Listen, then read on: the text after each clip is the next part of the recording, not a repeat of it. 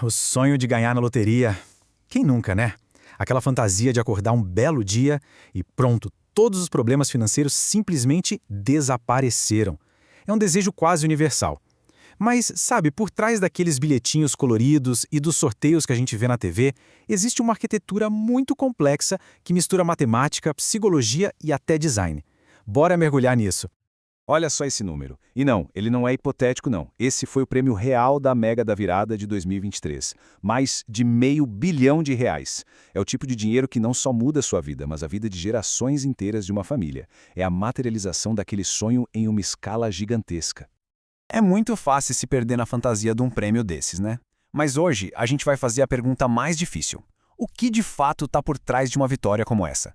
É só sorte pura e simples? Ou será que existe algo mais? Um sistema que foi desenhado de um jeito muito, muito específico. Vamos dar uma olhada nos dados para entender a realidade por trás desse sonho. Ok, para começar, a gente precisa encarar os números. E olha, já vou avisando, eles podem ser bem brutais. Nesta primeira parte, vamos desvendar a matemática que, no fundo, comanda cada sorteio da loteria. Bem, no coração de toda loteria está um conceito da matemática chamado análise combinatória.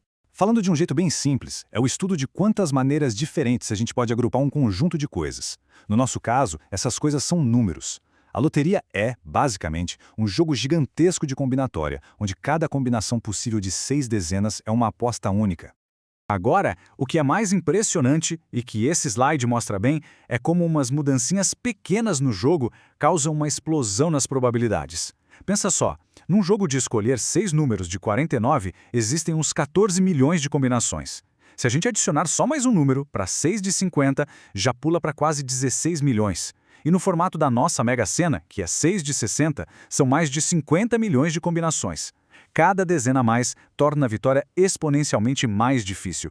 Então, o ponto principal é esse. Uma chance em 50 milhões. É um número tão, mas tão grande que o nosso cérebro nem consegue processar direito. Só para ter uma ideia, a chance de uma pessoa ser atingida por um raio durante a vida é de mais ou menos 1 em 15 mil. Acertar na Mega Sena é mais de 3.000 vezes mais difícil do que isso. É quase nada. E aí que vem a grande revelação. Essas probabilidades astronômicas não são um acidente. Elas são, na verdade, uma característica do design do jogo. Vamos em frente para entender como as loterias são, de propósito, projetadas para acumular esses prêmios gigantescos. Essa citação, tirada de um estudo de economia, resume perfeitamente a lógica. O objetivo não é necessariamente ter mais gente ganhando. O objetivo é criar prêmios maiores, porque prêmios gigantes geram mais vendas, chamam mais atenção da mídia, criam mais empolgação. É pura engenharia financeira muito bem pensada. O caso da Mega Sena aqui no Brasil é um exemplo perfeito disso. O jogo começou lá atrás com um volante de 50 números. Os prêmios saíam com uma certa frequência. Mas em 2009, tudo mudou. A Caixa simplesmente aumentou o universo de dezenas para 60. E qual foi o resultado? Os prêmios pararam de sair tão fácil e começaram a acumular como nunca antes. E esse slide aqui ilustra o impacto dessa mudança de um jeito brilhante, preto no branco.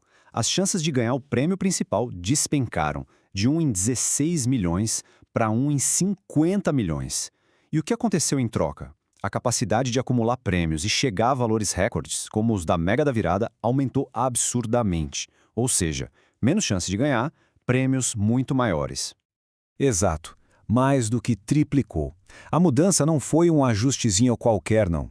A probabilidade de levar o grande prêmio foi cortada drasticamente. Foi uma reengenharia completa da arquitetura do jogo que o transformou de um desafio difícil em um quase impossível. E tudo com aquele objetivo claro de criar prêmios que viram notícia e que alimentam o sonho de todo mundo. Bom, isso tudo nos leva a uma pergunta fundamental. Se as chances são tão, mas tão ruins, e o jogo foi desenhado para ser quase impossível de ganhar, por que milhões e milhões de pessoas continuam jogando? A resposta para isso não está na matemática. Está na nossa cabeça, na psicologia. Essa frase de um estudo famoso lá de 1989 captura a essência da coisa perfeitamente. Quando alguém compra um bilhete de loteria, não está só comprando uma combinação de números, está comprando o direito de sonhar por alguns dias. Está comprando a possibilidade, por mais remota que ela seja, de uma transformação total de vida. E claro, as operadoras de loteria sabem muito bem disso e precisam lidar com um fenômeno chamado fadiga do prêmio acumulado.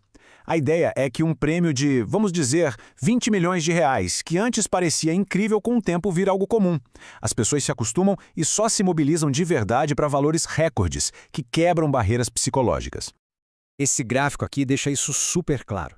Um prêmio de 10 milhões gera vendas, ok, moderadas. Quando chega em 100 milhões, as vendas crescem bastante. Mas é quando o prêmio atinge um número absurdo, como os 500 milhões da Mega da Virada, que a gente vê um pico gigantesco. É por isso que as loterias são feitas para chegar nesses valores. É uma questão de marketing e psicologia do consumidor. Então, depois de tudo isso, a gente chega à conclusão. Afinal, como é que se deve encarar um bilhete de loteria? É um péssimo investimento ou é uma forma válida de entretenimento? Esse slide aqui resume bem as duas formas de enxergar a coisa. Pelo lado do investimento, é terrível. O retorno que se espera é negativo, o risco é altíssimo, é estatisticamente irracional. Mas, se a gente olhar como entretenimento, a história muda. É como uma pequena taxa que se paga pelo prazer de fantasiar sobre uma vida diferente, pela compra daquela esperança, ou até mesmo por um ritual social que a gente compartilha com amigos e família. No fim das contas, talvez a pergunta certa não seja quais são as chances de ganhar, mas sim que sonho se está comprando pelo preço de um bilhete. E essa é uma pergunta que não tem uma resposta puramente matemática. É uma que cada pessoa responde por si mesma, toda vez que decide fazer aquela fezinha.